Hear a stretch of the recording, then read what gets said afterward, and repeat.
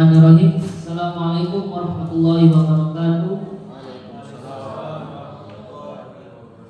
Bapak Ibu Dewan Hakim yang dimuliakan serta Bapak Ibu Dewan hadirin yang insya Allah dimuliakan oleh Allah Subhanahu Wa Taala.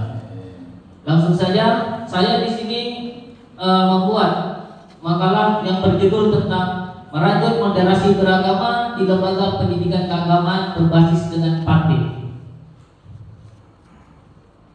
Lanjut, dapat kita ketahui bahwasanya lembaga pendidikan keagamaan itu memiliki peran yang sangat penting untuk mencapai tujuan yang dimaksud. Bahkan pendidikan keagamaan ini dapat menjadi laboratorium moderasi beragama. Kemudian moderasi beragama sendiri berasal dari dua kata, yakni kata moderasi dan beragama. Moderasi beragama dari kata moderat memiliki arti menghindarkan perilaku atau mengungkapkan yang ekstrim atau kecenderungan ke jalan tengah. Selanjutnya, kata moderat adalah suatu proses peningkatan dalam Kamus Besar Bahasa Indonesia menjadi diartikan mengirat jaring-jaring, membuat rajut, memasang rajut, menjaring-jaring burung dengan rajut. Kita lanjutkan permasalahan moderasi beragama yang saya ambil dari survei Alfara Research Center dan Manta Information pada tahun 2021, yang mana 23,4% di kalangan mahasiswa dan juga 23,3% di kalangan pelajar itu setuju dengan adanya jihad. Kemudian 19,4% di kalangan PNS atau tenaga pendidik dan juga 18,1% di kalangan swasta itu tidak setuju dengan adanya ideologi Pancasila.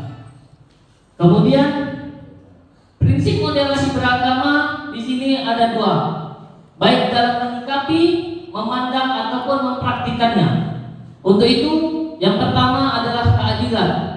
Dapat kita ketahui sendiri, keadilan itu sebagai sama berat, tidak berat sebelah, tidak memihak atau berpihak.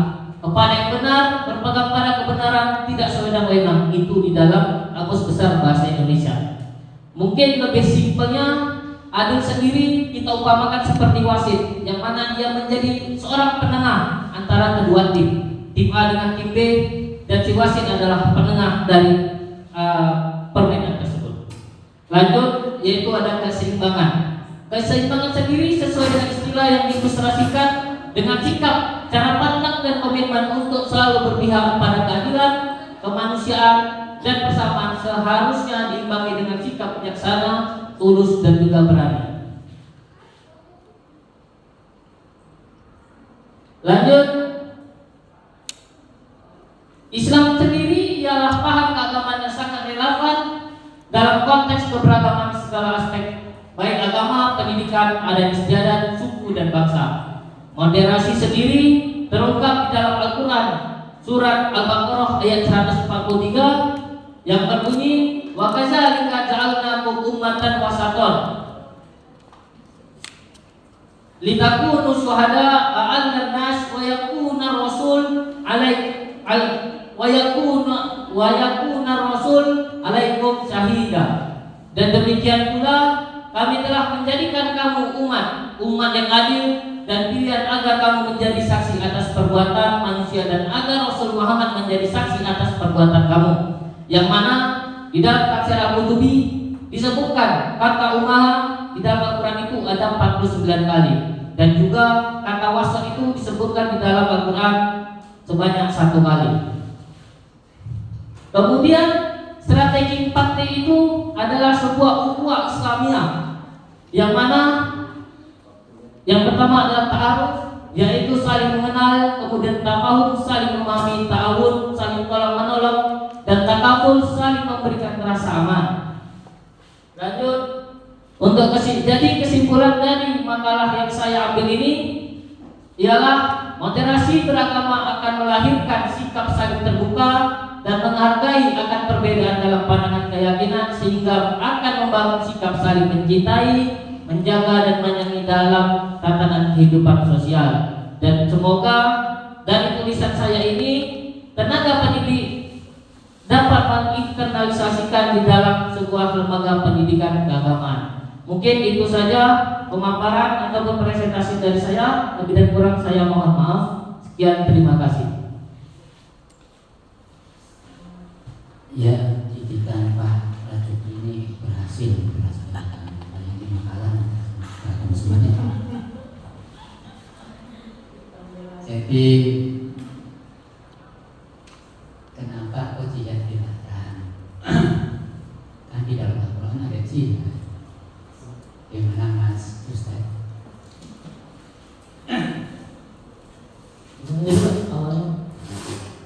Di dalam Al-Quran ada jihad. Tapi kamu tadi mengangkat persoalan jihad takbir kenapa? Itu nanti jangan-jangan kamu nangkap Al-Quran gimana? Penjelasannya gimana? Jihad sendiri ya dapat kita ketahui bahwasannya jihad itu adalah berjuang di jalan Allah. Namun itu tergantung dengan niat kita.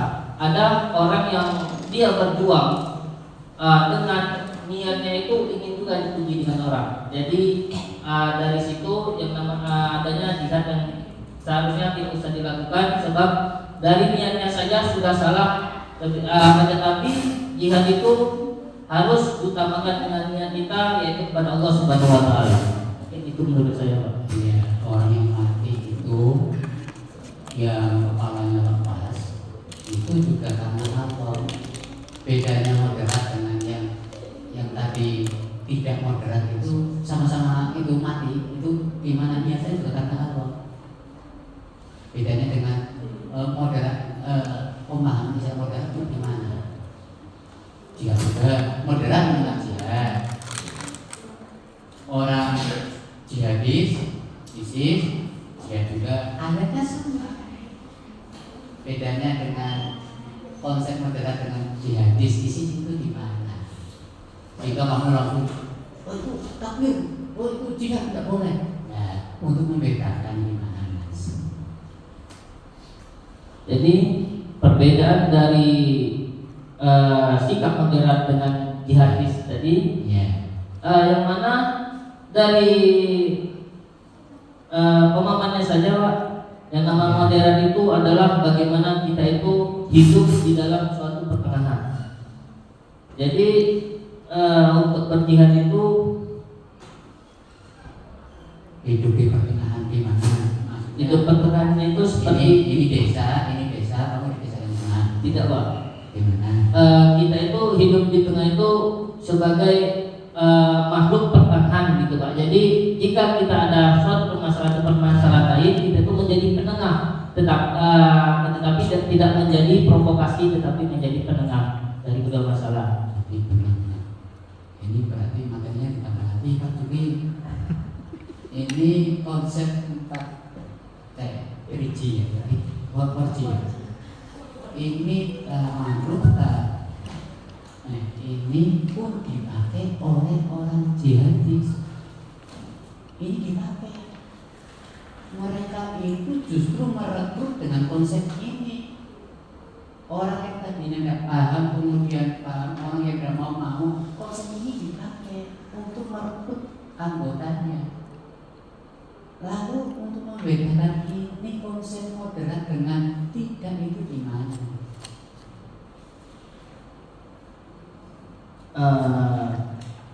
Awalnya saya mohon maaf, Pak. Sebab sebagai dari jabat ini semakin melebar. Tidak melebar karena ini dipakai oleh kaum jihadis juga. Kamu memaksa dengan 4T, maka semua bebas, tidak ada radikalisme. Kan intinya ke situ kan, ya terangkan itu bahwa ini Pak, saya punya konsep ini, pasti Pak Angku Pak. Ini tidak perlu ada Polri, tidak perlu ada tentara, selesai. Jadi gini, Pak, yang ini berbasis 4T ini memang juga kita sebagai Islam moderat dan juga jihadis itu memang menggunakan yang namanya 4T itu. Akan tetapi di sini yang saya masukkan itu ke dalam dunia lembaga kependidikannya, Pak. Jadi kita itu menanamkan atau merajut kembali apa yang sudah diajarkan oleh tenaga pendidik di dalam kependidikannya itu akan tetapi itu kan baru kita menginternalisasikan. Untuk itu, untuk meningkatnya kembali ataupun yang kita itu mengembalikannya lagi, tentu kita harus merajut kembali melalui basis 4D ini lah. Ya, sebenarnya kamu ingin balik ke situ, cuma nanti baca lagi ya. Ini Pak Reski silakan. Makasih Tuhan. Langsung saja karena menarik, ada lembaga pendidikan. Maunya pemakaran konsep moderasi itu dimasukkan ke lembaga pendidikan seperti apa?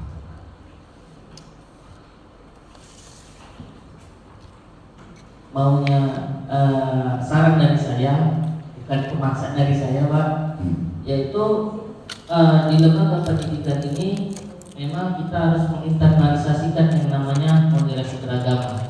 Akan tetapi saya ini menyarankan untuk lembaga pendidikan keagamaan yang dapat kita ketahui bahwasannya itu di kalangan madrasah, yang mana madrasah itu sudah di internet. Mau ikut waktu atau masuk dalam mata pelajaran? Itu juga sudah saya berikan di makalah saya itu di bagian sarannya Pak, di epilog. Di situ saya harap semoga tenaga pendidik ataupun orang-orang yang dapat membantu untuk menginternalisasikan secara sistematis itu dalam dunia pendidikan keagamaan itu bisa melalui cara mensosialisasikan ataupun diletakkan di dalam suatu pembelajaran serta kurikulum. Ya, pasti. Baik.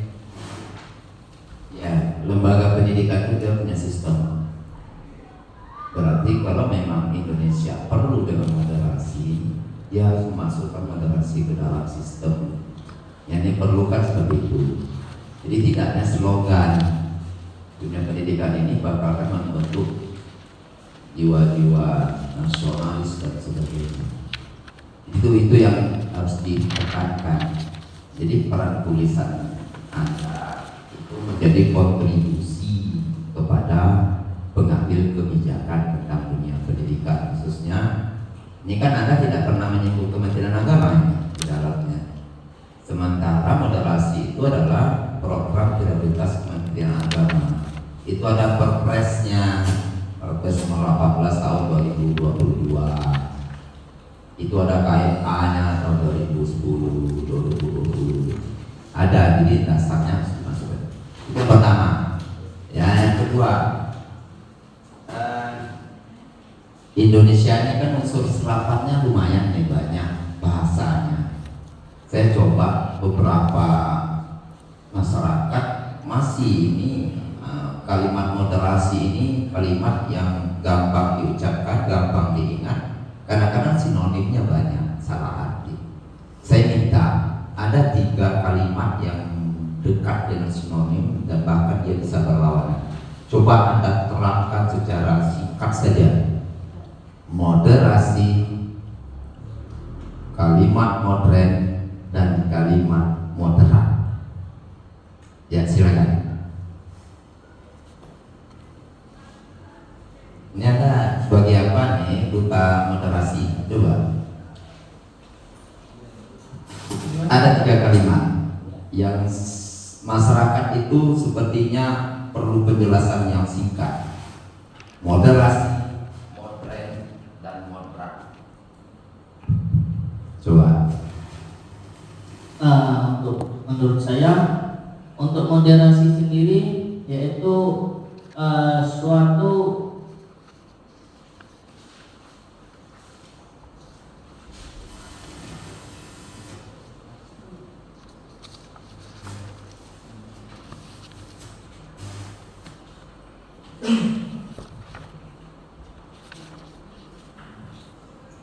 baik, saya ulangi Mbak. Yang pertama itu moderat. Yang mana moderat itu kita itu sudah menanamkan sikap ataupun pengajaran tentang moderasi di dalam diri seseorang itu. Jadi ketika orang itu sudah menanamkan sikap moderasi itu bisa disebut dengan orang yang moderat. Kemudian untuk moderasi itu adalah suatu pembelajaran atau materi juga. Untuk modern itu menurut saya itu suatu masa yang sudah mulai berkembang. Ya, terima kasih ya. Jadi sebenarnya singkat, yang perlu dimoderasi itu dalam perilaku dan sikap.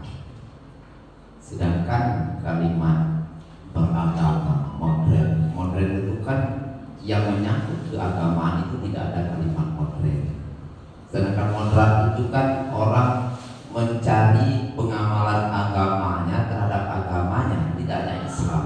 Dia harus secara kafah, totalitas. Tidak ada agama, betul kata Pak Taufik tadi, tidak ada agama yang menyuruh umatnya itu berbuat jahat. Ini saya terakhir sebelum apa? Saya coba ini karena explore Al-Quran nih. Selain Al-Baqarah 143, ayat berapa lagi yang mengatakan tentang dasar-dasar moderasi?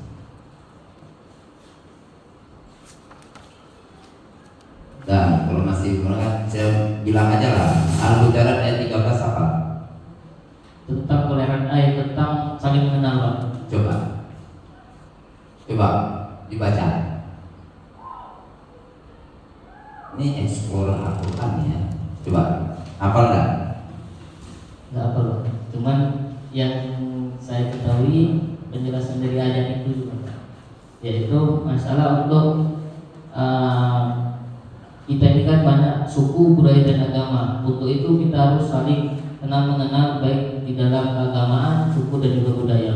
Iya, ini harus dihafal. Itu Indonesia itu multi, Indonesia itu, dan makanya saya bilang sering Indonesia itu miniatur dunia. Jadi gambaran Al-Quran itu ada di Indonesia. Ya ayuhan nasu kan gitu. Inna khalaqnakum min dzakari wa unsa wa ja'alnakum syu'uban wa qabaila lita'arafu. Kita memang takdirkan. Makanya di tulisan nanti saya berharap konsep Indonesia, Anda kan ingin Indonesia ini baik dengan konsep moderasi.